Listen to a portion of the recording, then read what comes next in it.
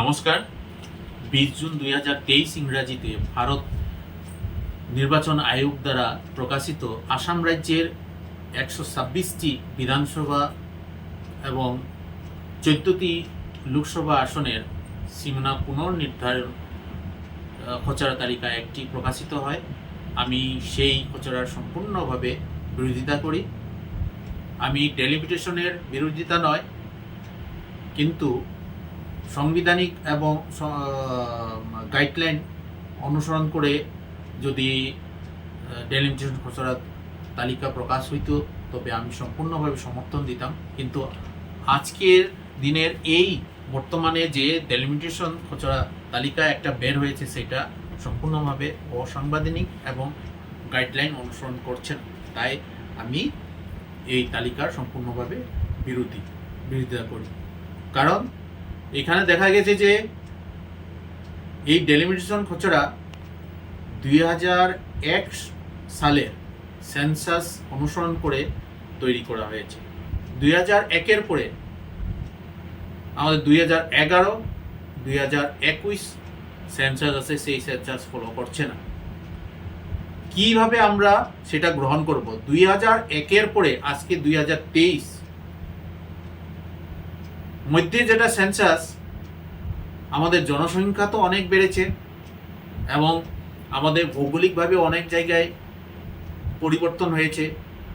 সেই সমস্ত কি 2001-এর যেটা আমার জনসংখ্যাকে নিয়ে আমরা কি সেন্সাস ডেলিমিটেশন করব?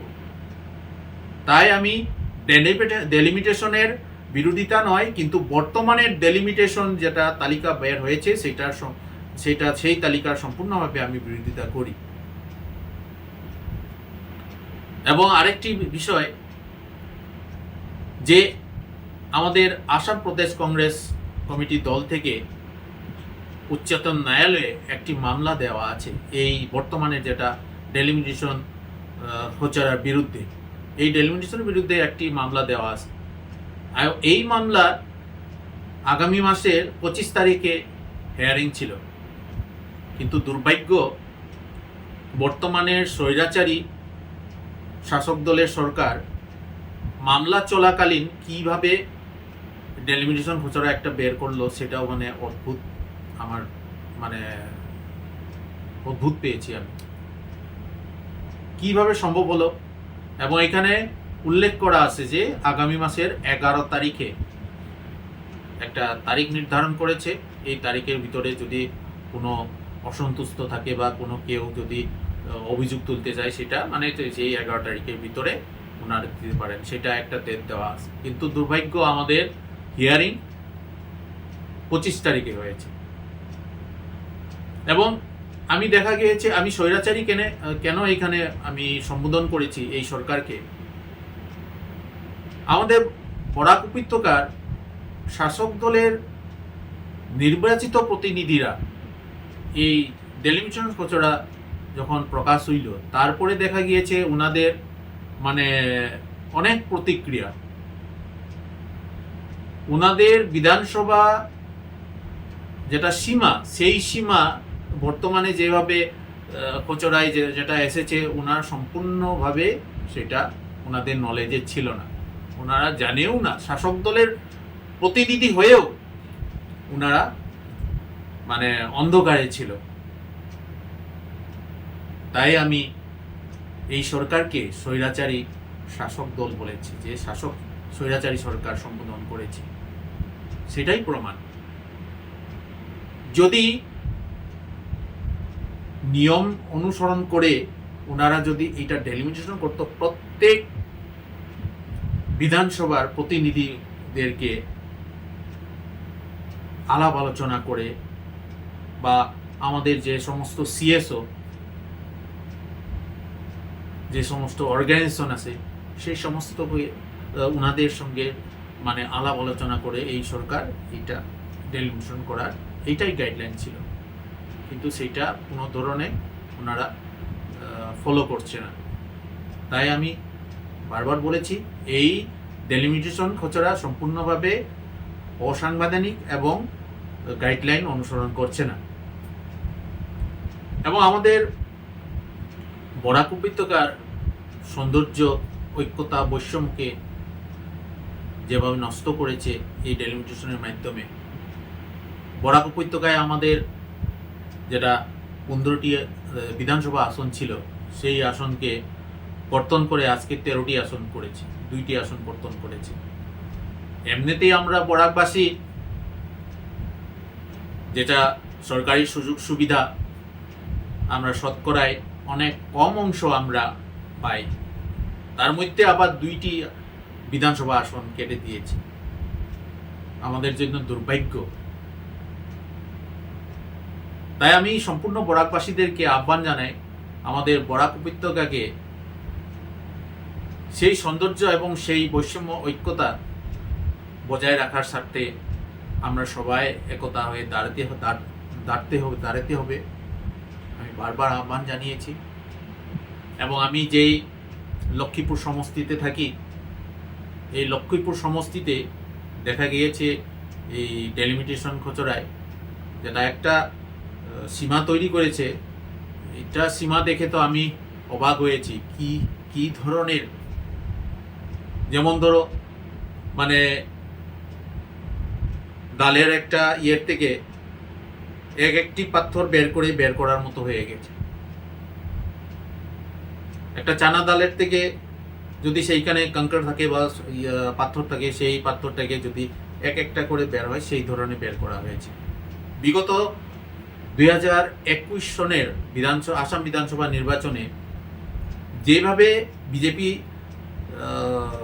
প্রতিদ্বন্দ্বিতা করেছিলেন, উনি যে সমস্ত লক্ষ্মীপুর অঞ্চল থেকে বা জিপির থেকে ভোট নিতে সক্ষম হইল না, সেই সমস্ত অঞ্চলকে আজকে লক্ষ্মীপুর বিধানসভা থেকে কি করেছে, কর্তন করেছে।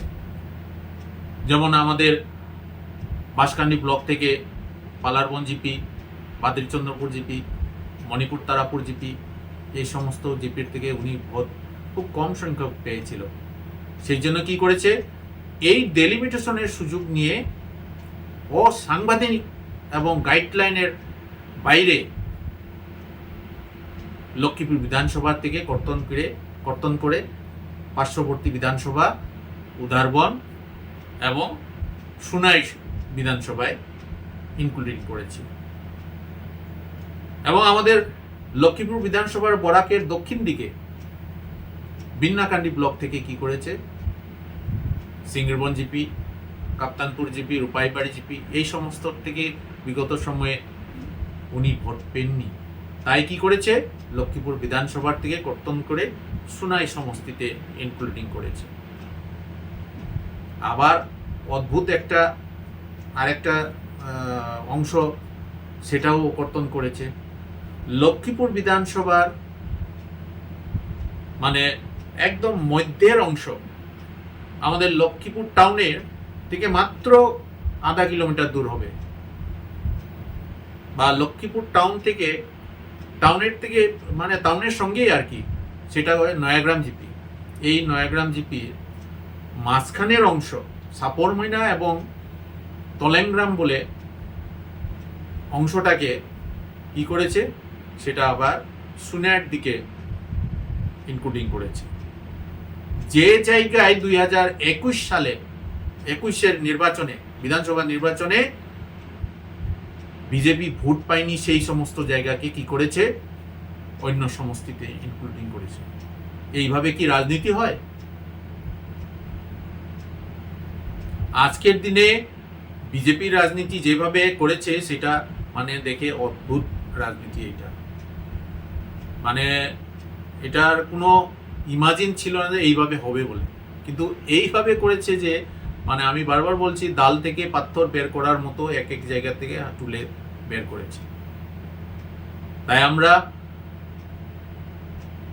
এই ডেলিমিটেশন খসড়া তালিকাটা সম্পূর্ণভাবে আমরা কি করি, এটা বিরোধিতা করি।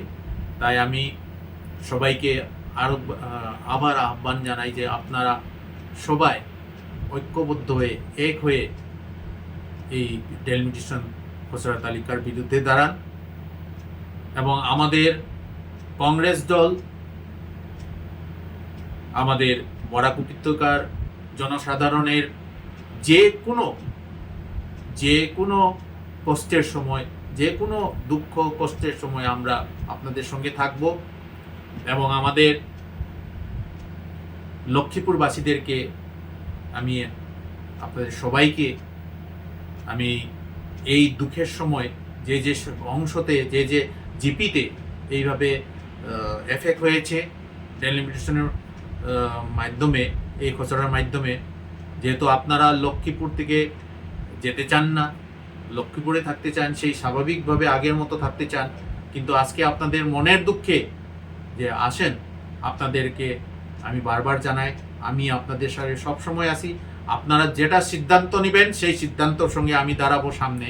তাই আমি আপনাদেরকে সবাইকে পুনরায় আহ্বান জানাই, আপনারা মনে দুঃখে মন ছোট করে বসে থাকবেন না, আপনারা এই ডেলিমিটেশনের বিরুদ্ধে দাঁড়ান, আমি আপনাদের সঙ্গে আছি। ধন্যবাদ।